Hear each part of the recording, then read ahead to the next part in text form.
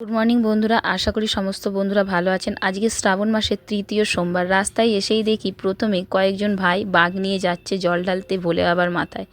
মন্দিরটা তো খুবই কাছে বাড়ির। পুজো দেওয়া হয়ে গেল, বাড়িও চলে আসলাম। এবারে ছেলেকে নিয়ে স্কুলে রওনা দেবো। স্কুলে বেরিয়েছি, তখনই এলো ঝিরিঝিরি বৃষ্টি, তাই ছাতা নিয়ে স্কুলে পৌঁছালাম ছেলেকে নিয়ে।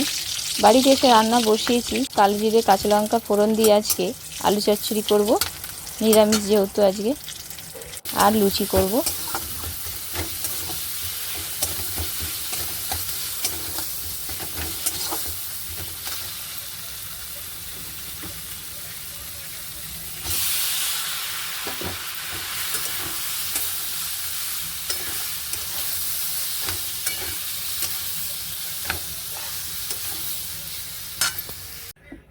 তরকারি হতে হতে এদিকে আমি ময়ন দিয়ে দিলাম, তেল আর নুন চিনি, ময়দাটা মেখে নেব।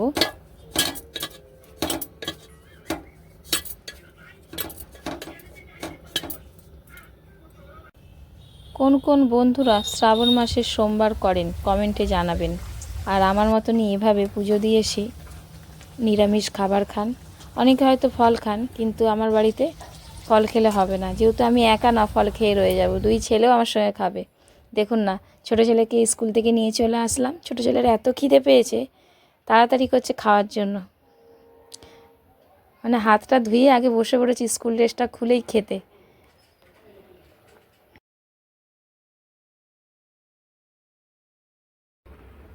সকালের ঝামেলাটা তো মিটলো, কিন্তু দুপুরের খাবার চিন্তা, তাই সামাদানা রান্না করছি।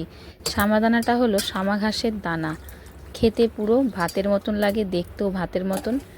জলটা ডেচকিতে বসিয়েছিলাম, গরম হয়ে গেছে। সামাদানাটা ধুয়ে দিয়ে দিচ্ছি।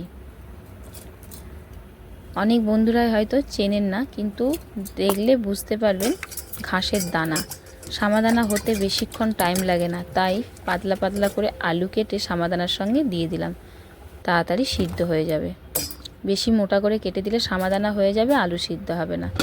কিছুক্ষণ পর খুলে দেখলাম হয়েছে কিনা।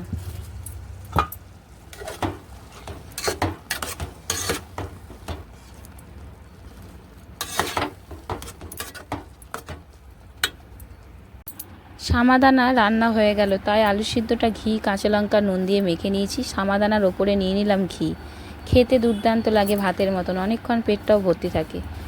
কোনো বন্ধু যদি আমার ভিডিওতে নতুন এসে থাকেন, চ্যানেলটিকে সাবস্ক্রাইব করবেন। আর পুরনো বন্ধুদেরকে জানাচ্ছি, আপনার যদি ভিডিওটা ভালো লেগে থাকে আপনারা আপনার বন্ধুদের সাথে অনেক অনেক শেয়ার করবেন। কিছু ফল ছিল বাড়িতে, সেটা অনেকক্ষণ ভিজিয়ে রেখেছি, আধ ঘন্টা মতন, তারপরে ছেলেদেরকে কেটে দিলাম। পরের ব্লগে দেখা হবে, বাই।